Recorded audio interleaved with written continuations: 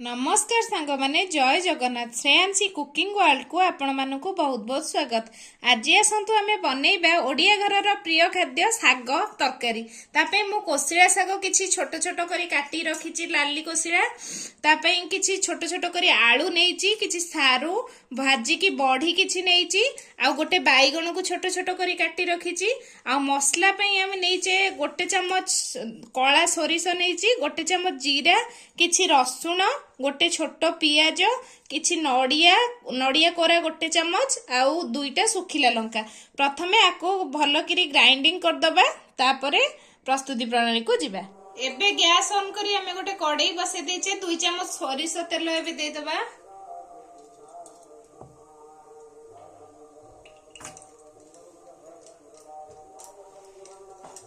किछि फुटण दे दबा, 5 फुटण किछि दे दबा।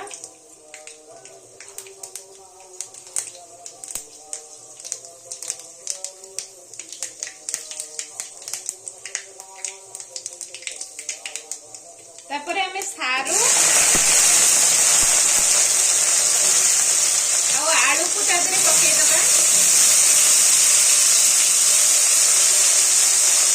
ताको भलो भाबरे भाजी दबा। 5 मिनिट ताई आको भलो भाबरे भाजी दबा।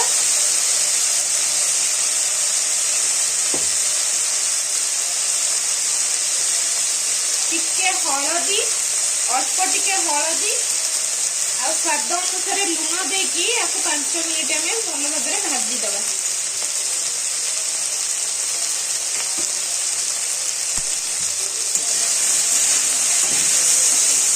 एबे सारू आ आलू को हमें भल भाव 5 मिनिट भाजी देचे लुण हल्दी दे। तापर जो मसला बाटी की रखिथिले हमें तादरे देई दबा।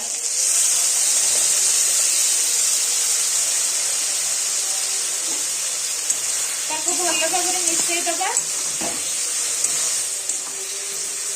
2 मिनिट बस आपको कसिबा, तापरे आवश्यक हिसाब रे पानी दे दबा।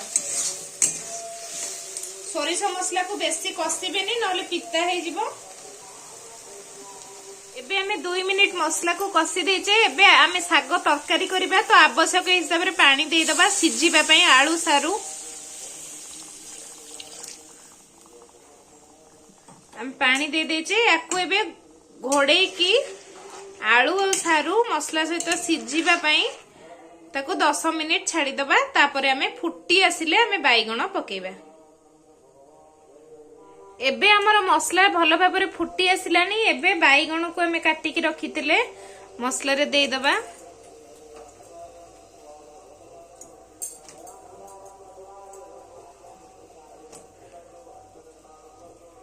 एबे घोड़े की आउ 10 मिनिट सब सिझिबा पई छाड़ी दबा। तापरे साग पकेबा। एबे हमर 5 मिनिट बैगण पकेला परे फुटी सारची भलो भाबरे। एबे सब परिबा आ बैगण भलो भाबरे सिझी सारलानी। एबे हमें साग काटी की रखितिले पकेई दबा। साग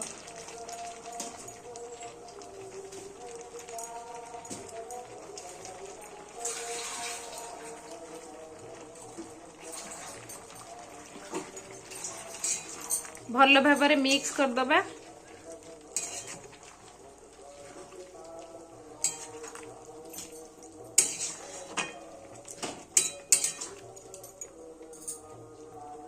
एबे हमें बॉडी भाजी की रखितिले बॉडी एधर पकेई दबा।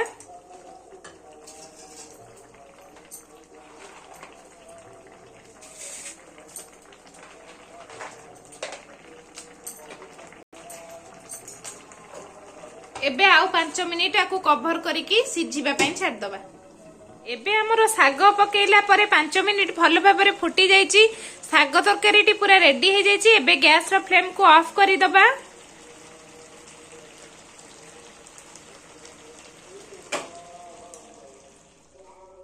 एबे हमरो सुपर हेल्दी और टेस्टी कोसिला सागर तरकारी पूरा सहज उपाय रे रेडी हे जाईची। गोटे थर सांग माने एई प्रणाली साग तरकारी प्रस्तुत करंतु आ कमेंट माध्यम रे मते जणांतु केमिति हेइची। आशा करूची वीडियोटी आपण मानकु बहुत भलो लागिथिबो।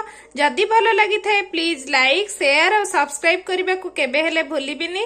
रहिली जय जगन्नाथ। पुणी देखा हबो आ गोटे नुवा रेसिपी सहित।